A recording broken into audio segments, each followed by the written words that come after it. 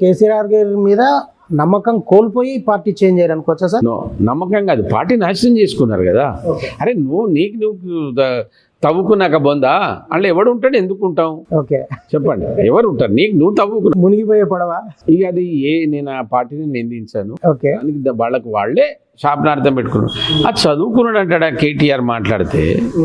అరే నీ అమ్మ వారి దగ్గరికి పోయినా కూడా ఏదో అన్నా నీ మీద డాడీకి ఏదో ఉన్నది, నువ్వు అంటే డాడీకి ఏదో ఉంది, నువ్వు అనేది మా పరిధి కాదు. ఆమె కవిత గారు మా పరిధి కాదు, నీ పరిధి డాడీని అంటాడు. ఏం పరిధి?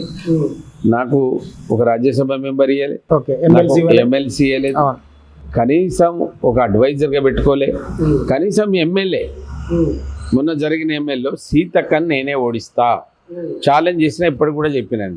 కారణం ఏంది?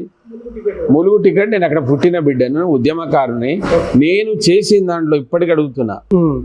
వాళ్ళు 2 సార్లు ఇప్పుడు ఎమ్మెల్యేలు కదా, ఏం చేసిరో ములుగు చూపెట్టండి, నేను చేసింది ఏదో చూపెడతా.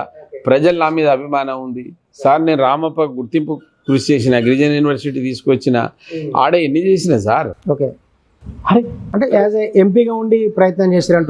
నో మొన్న సార్ 5 సంవత్సరాలు మొన్నటి ఎన్నికల్లో 23 ఎన్నికల్లో పుట్టి గెలిచేసేటు నా జాతి గెలవడం గురించి అనట్లే.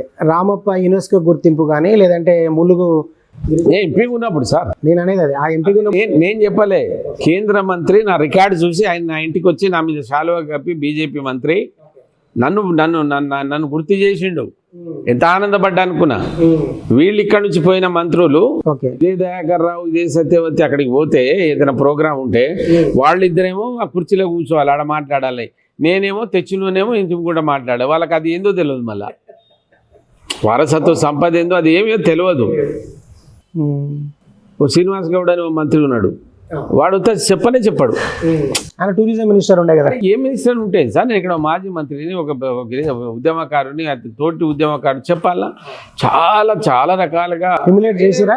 అయినా మేము ఎవరిని ఇప్పటికి కూడా నేను నిందించదలుచుకోలేదు సార్, ఒకటే చెప్తాను. నాకు ఎమ్మెల్యే ఇవ్వలేదు, తర్వాత కనీసం ఈ సీట్ అనే మరి మళ్ళీ ఇస్తారేమో అనుకున్నాను నేను. ఏది మన మహబూబాద్ సడన్ గా మళ్ళీ ఆమెకే ఇస్తారు. సిట్టింగ్ కు అనౌన్స్ చేసి మీకు అటువంటిప్పుడు సో మీ దారి మీరు చూసుకోవాల్సి వచ్చింది.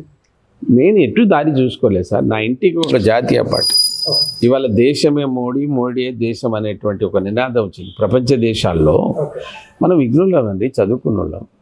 నా భావజాలం కావచ్చు, నేను కాదు మొదటి బీజేపీ భావజాలం.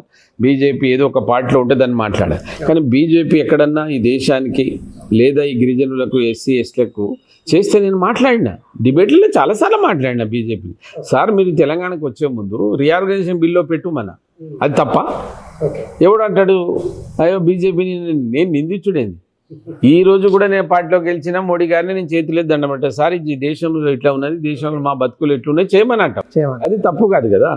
నిజంగా 100% కిషన్ రెడ్డి గారికి రావడం అనూహ్యంగా జరిగింది. ఇదంతా అనూహ్యంగా జరిగింది. ఒకవేళ పార్టీని అన్యాయం చేయాలి, పార్టీని మార్చాలంటే ఎన్నడో మాట. పార్టీని అన్యాయం చేసింది. సో మిమ్మల్ని కోరుకున్న పార్టీకి మీరు వెళ్ళారు. పార్టీ నన్ను రాజకీయంగా ఎదగకుండా చేసింది. ఎందుకు చేసిందో ఆ దురదృష్టం, అది వాళ్ళకు దురదృష్టం, వాళ్ళు కొట్టుకోపోవాల్సింది.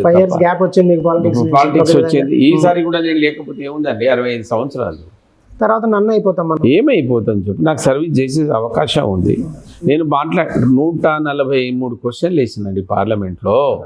43 సార్లు డిబేట్లలో మాట్లాడినా, మొదటిసారి పోయింది, అది పొరపాటైంది.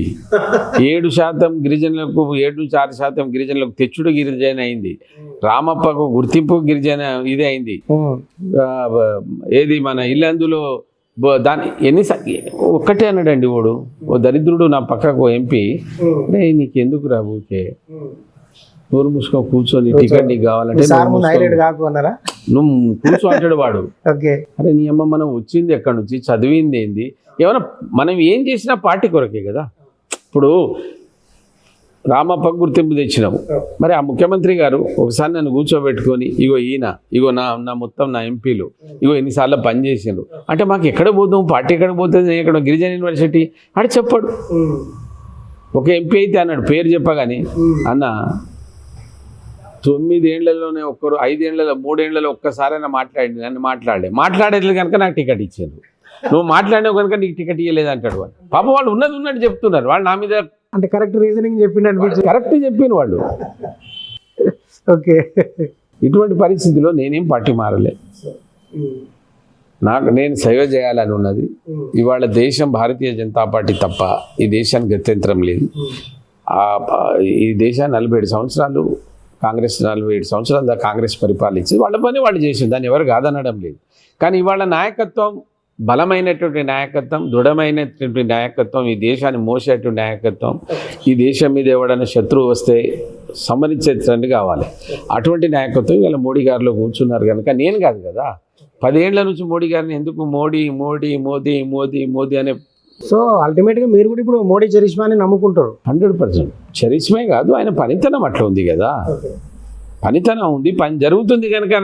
మీకు ఇంకా తెలియదు, 3వసారి ప్రధానమంత్రి అనౌన్స్మెంటే లేట్గా, ఎన్నికలయ్యి అనౌన్స్మెంట్ లేట్ తప్ప 3వసారి కూడా ఆయన ప్రధానమంత్రి అనేది ప్రపంచ దేశాలే అంటున్నాయి కదా. ప్రపంచంలో అంత పెద్ద దేశం, ప్రజాస్వామ్య దేశంలో ఆయనే అంటున్నారు.